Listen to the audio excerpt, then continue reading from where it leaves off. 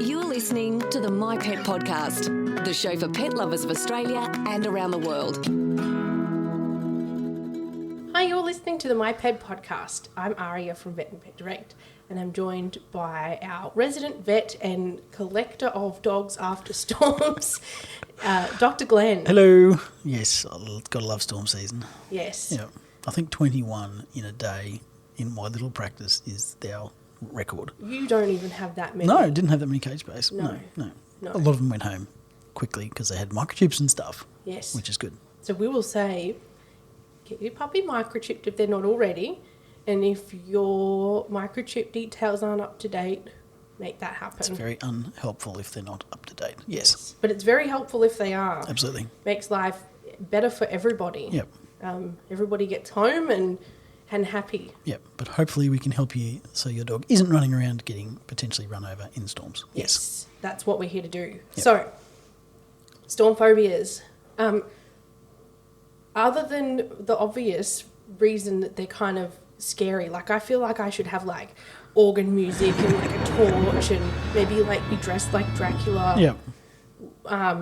So other than like Halloween themed reasons, why do dogs get afraid of storms? I assume it's just that, the thunder in the first place, really loud thunder is quite scary, and it's a very sudden, massive input to dogs' auditory system. I think they really don't like, and there's other things that go on with storms, like lots of wind sometimes and crashing rain and hailstorms. We had a big hailstorm go through my practices area not long ago and had a lot more dogs with storm phobias after that because of the sound of elephants running across the roof. Yeah. There's a fair bit about storms that potentially is actually scary. Yeah. And I think people behaving scared in storms doesn't help the dog to be any less afraid of storms either. And it's a really common phobia. Like, I don't know what percentage of dogs have storm phobias, but it seems to be like about half of my patients, by the time they get to like 5 or 6 years of age, seem to at least not like storms. I wouldn't necessarily diagnose them with storm phobias, but they don't like storms. And in a multi-dog household, it seems to be that certainly the old dog can teach the young dog new tricks sometimes, unfortunately, and if the old dog's running around puffing and panting and shaking like a leaf because there's a storm coming, the young dog can learn that behaviour of, okay, there must be something to worry about. Yes. And I think that accelerates storm anxiety in some dogs' lives. Yeah. Oh, and I think with owners it can be like a perpetuating cycle too. Absolutely. Like the dog freaked out last time there was a storm, and the owner sees that there's a storm coming, so then the owner freaks out that the dog's going to freak out, and then the dog freaks out because the owner's freaking Everyone's out. uptight. Yeah. I had a neighbour whose little dog used to end up at my house every time it stormed.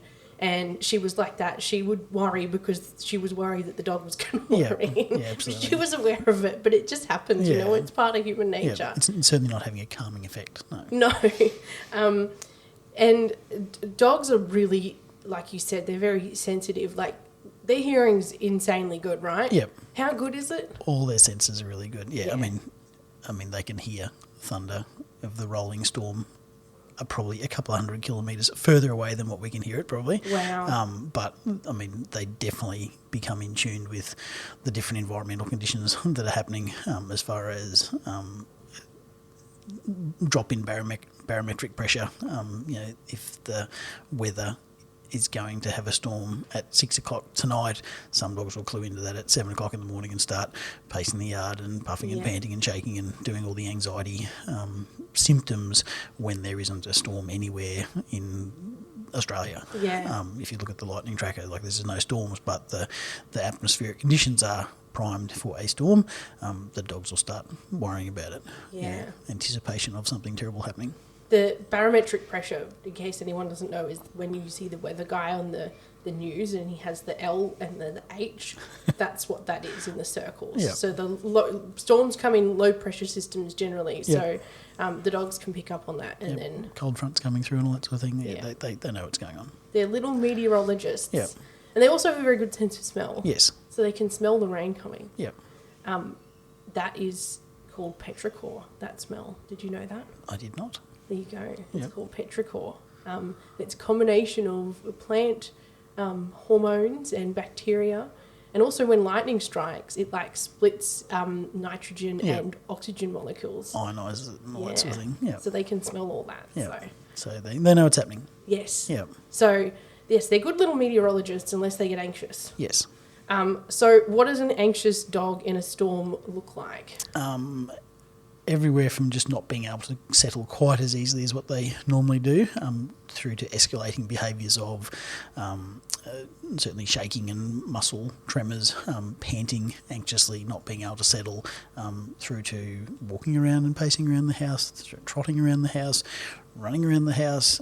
I've had pets rip off screen doors of houses, go through gyprock walls. I had one unfortunate patient who jumped into the front of a Hilux four-wheel drive through the open window. It was locked in the garage, and jumped in through the open window, and the car was about a month old, and the insurance company wrote it off because it trashed the seats, pulled off the dashboard, pulled the lining out of the roof, chewed apart the steering wheel. Just, poor dog was doing as anxious dogs do and become self-destructive sometimes. Trashed the car. Oh my goodness. So it's, I see lots of dogs with damage to their mouths from chewing inappropriate steel things and all sorts of things, and can try and dig their way out of concrete floors and rip off toenails and all that sort of thing. Holy dooly. It can get very self-destructive, unfortunately. They're just trying to get away from stuff and do weird things. They're just not in control of their faculties. I mean, many dogs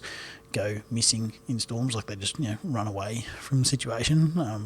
And one dog used to rip the back door off their next door neighbour, so they didn't try and break into their own house. They tried to break into the next door neighbour's house and destroyed 3 screen doors that the owners had to replace, but obviously the dog had major trouble coping with that, which isn't much fun. So early intervention, if possible, Absolutely. is good. Yeah. Before you've got a dog who's doing a lot of screen door damage. Yeah, because the lesser the symptoms, potentially the lesser interventions you need to do, and obviously the happier the pet if we don't escalate it that far. But things can escalate quite quickly sometimes. Yeah, and like you say, especially if a big storm comes through, then I guess it's a tricky thing with storm phobias is it's difficult to predict and control. Difficult to predict, and some storm seasons, depending on where you live in the world, one-off storms are certainly a problem. But then if you've got storm season, sometimes you've got 5 days of storms,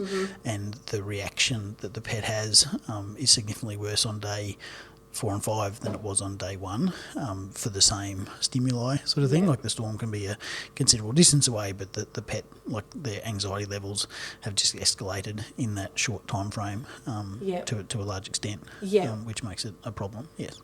So with consecutive storms, is there anxiety?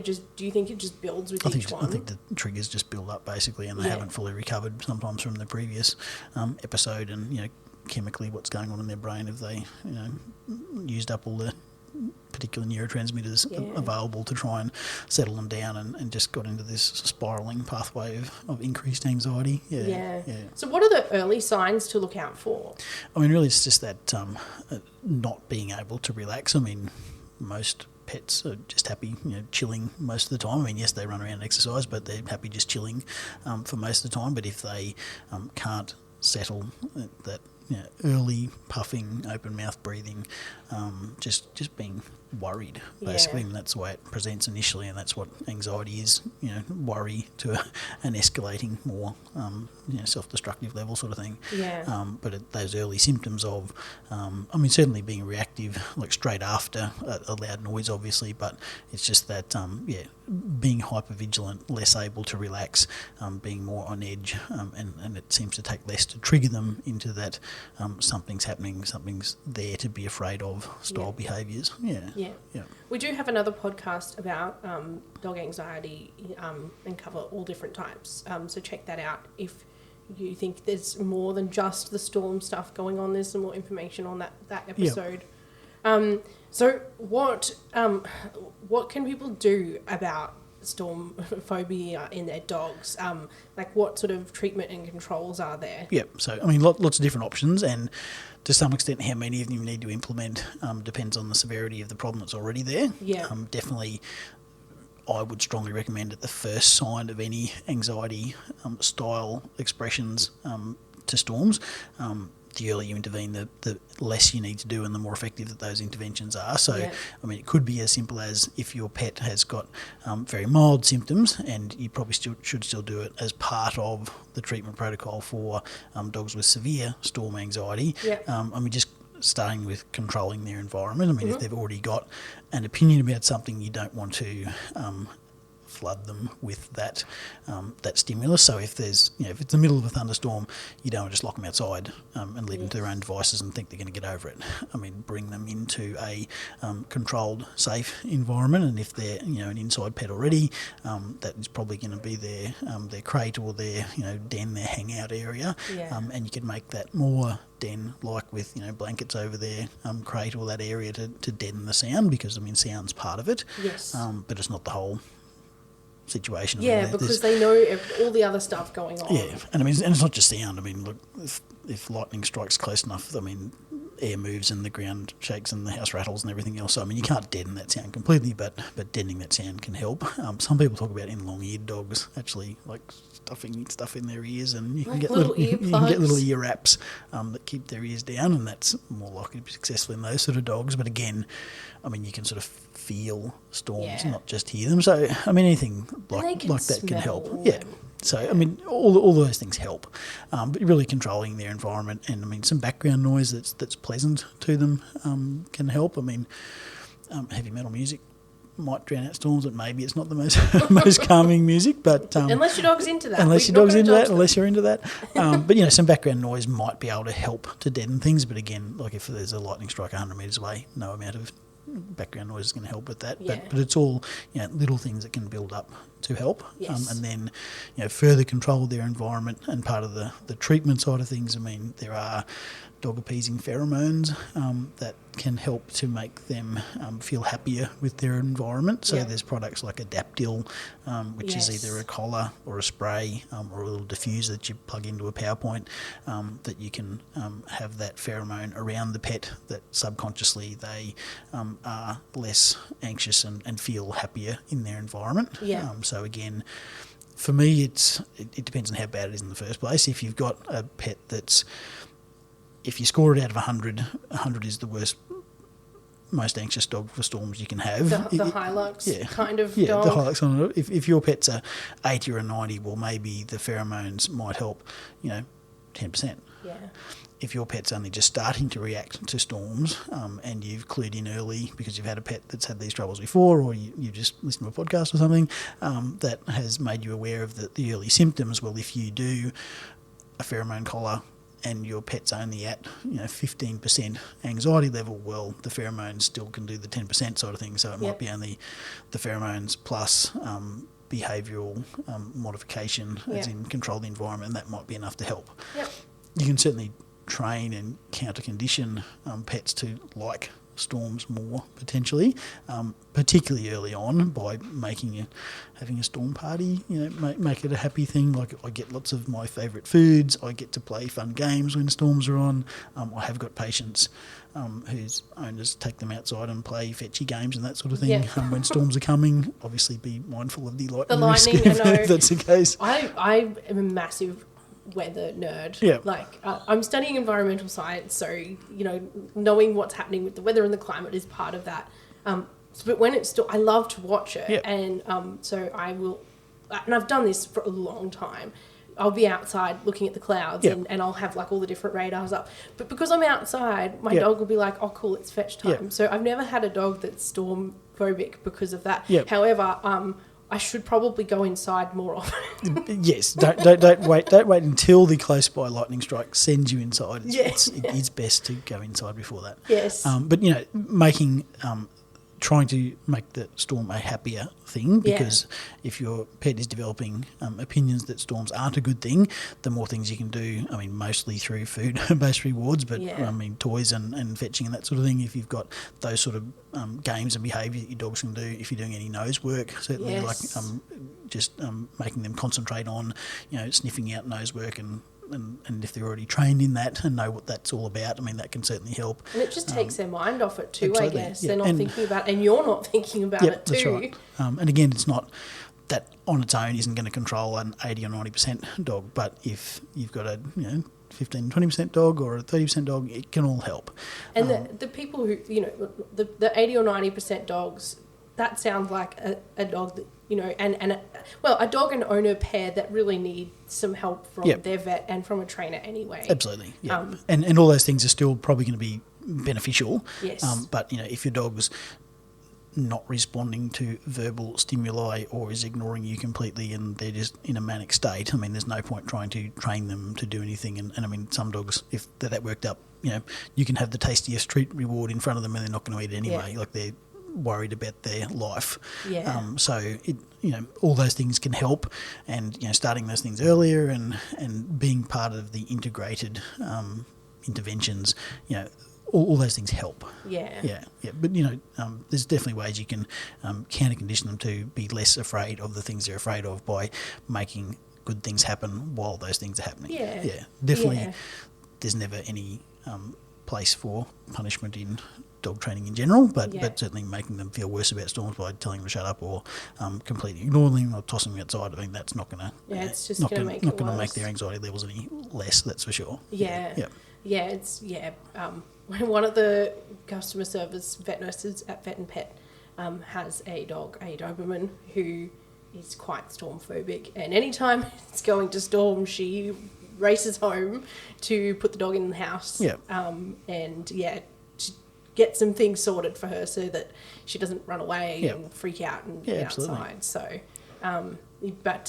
we are very lucky to have a workplace where people understand that sometimes you've just got to go home and put the dog away before a storm. No, absolutely. And I mean, not everyone has that luxury. And all those things, if you can do them, they certainly make a difference. There is also the compression shirts for dogs. They're literally called Thundershirts because of that. This is what they were used for. That's right. And they're useful for all sorts of anxiety situations, but it's something you can put it on. It has an immediate response in most pets, and again, it's not super profound all the time.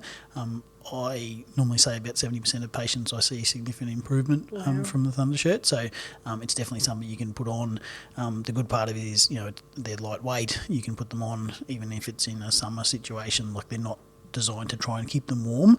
They're just physically giving them a low level of body compression around the neck and the chest and around their trunk, like their rib cage basically. And it's increasing the release of serotonin in the brain, so it is having a physiological response. I mean, you sort of talk about it like it's giving them a hug and making them feel safer, which it is, but it is actually having an actual effect as such. Like people sometimes use weighted blankets for anxiety conditions and that sort of thing.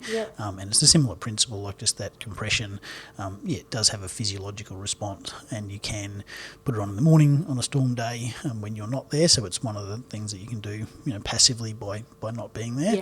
And if you get home and there's a storm coming, we can put it on and I've got a crazy old dog who's got multiple anxiety issues, and storm anxiety is one of her issues. But when you put that storm shirt on, I mean, a lot of the time you'll see just a relaxation. And again, it's not, profound necessarily, but if they can stop trotting around the house and being anxious and huffing and puffing and just are happy to sit in one spot more, and it de-escalates things a little bit, it's certainly beneficial. And, and it's not, it's not a pharmacological intervention. The Adaptil products are good for this too. Because again, it's another thing you can do while you're not there. Absolutely. Like the diffusers you can plug in, and you said you can even spray the Adaptil spray on their Thundershirt. Yes, the Thundershirt's got a little patch on it that absorbs sprays. Cool. So you can put that on there, and obviously it's close to them, and that's the same same thing as the collar. Like the collar's obviously close to them as well. The diffusers, I think they do 60 to 70 square metres from memory, so that's like a larger room. So I mean, if your dog's got the run of the whole house, you would need multiple diffusers to do the whole house. If you've got confinement to a single area, the diffuser makes sense in that case. By the same token, the collars probably make sense because the collar's always next to where the dog is. So there's there's various options to deliver that mode there. What other like over-the-counter supplements and products are there that can help? So supplement-wise, specifically Zilkine is designed and used for mild to moderate anxiety cases. So the treatment of mild to moderate anxiety, it's a little capsule. It's a hydrolyzed casein or milk protein. So it's just a dietary supplement. It takes a couple of days to build up in the system to have effect. So if your pet was using it during storm season, I mean, you could use it. They say 2 to 3 days before the anticipated anxious event. So that might be for the full storm season, probably. Or you can start it a couple of days before a round of storms are coming through if that's been forecast. But I mean, probably makes sense to keep them on it during storm season. Exactly. But it reduces feelings of anxiety by affecting the GABA pathways in the brain, which is one of the neurotransmitters basically. So again, it does have a definite physiological response. Mild cases, I see, if that's the only intervention you do, we see results from that. But again, usually my recommendation is to do a couple of different things at once to try and back things off, because if you don't get them better, they just get worse. Well, that's it. Like you were saying before, like, okay, the Adaptil might work 10%, and changing their environment might work 10%. But then by the time you've done a few things, you've made a 40-50% difference. And they're different. It's 10% here that you don't get from something else. So they, those benefits stack up because we're trying to get the total list of benefits above where anxiety level is, and if we do that, well, it should reduce. And supplement wise, I mean, the Zilkine, in my opinion, is probably the most profound one that has effect. There are other supplements, mostly containing tryptophan, which is a precursor for your serotonin neurotransmitters. So if you flood the system with enough tryptophan, it seems to have like some anti-anxiety calming effect. B group vitamins are in a lot of those same sort of supplements where if you've got a B group vitamin deficiency, that seems to have more excitation or more anxious behaviour if you've got a vitamin B deficiency. Are there many pets with vitamin B deficiencies? It's a bit hard to tell. It's not going to do any harm. And a lot of those are tryptophan plus the vitamin Bs. A lot have got multivitamins in there as well, because a healthy pet is more likely to be a happy pet. There are some that are like a more herbal base that have got some chamomile and some vervain in there, which has a long history of like a calming effect in the herbal ranges. So they, I think there's a place for them. My crazy old girl's on those as well most of the time. Might be good for the owners who are worried to have a cup of chamomile tea. Have a cup of chamomile tea while the storm's coming. Nice That's anyway. right. Just chill out and have your dog there and just give them a pat. That's it. So supplement-wise, that's sort of the main things is the tryptophan and vitamin Bs and herbal style supplements. And I don't think there's really any contraindications for those. Again, throw them in the mix, and if it's just that 5% you get from that, it's still probably beneficial if you've got a candidate. That's it. And then, this kind of thing can make it easier to do those counter conditioning things. Like friends of mine have a dog who she's not necessarily storm phobic, but she's getting there. She doesn't like the wind. And around sort of September in Queensland, we get some wicked southwesterlies. So it's been increasing with that. But they've caught onto it early. So they're doing, nose work training and slow feeding and that kind of stuff with her to try to, get her mind off that. Yeah, absolutely. And onto something else. But if you're a bit past that, then they can maybe just help that to have a better effect. Is that kind of... Absolutely. And it's just attacking it from as many fronts as possible. Yeah. So it's there's lots that people can do to prevent it and to minimise it if it's already a problem. And I mean, if it is becoming a major problem, definitely veterinary intervention with anti-anxiety medications. Definitely help those more severe candidates. And again, not delaying that too long makes sense to me. I mean, if you see and perceive your dog's having escalating problems, absolutely talk to your vet about, okay, what do you recommend I can do to help out? Because if you can have a short-term intervention that might include all the things that we've talked about, but also some short-term medications that can help reduce anxiety as well, while you're implementing the training programs and everything's getting in the system as far as the supplements and that sort of thing goes. If you need something to calm the pet down, either in the short term, there is prescription medications that can do that. We've sort of got two broad groups of medications that we prescribe to pets, and there's short-acting anti-anxiety medication - tranquilizers that we use sometimes that you can give on an as-needed basis that work within 30 to 60 minutes of giving it, and it lasts, depending on the medication, for like 4 to 8 hours, and that can help to calm the pet in the short term. And some of those are suitable for long-term use, and some aren't. And there are longer acting anti-anxiety medications that are designed to use for weeks and months at a time to try and again change behaviours and just make life happier for the pet.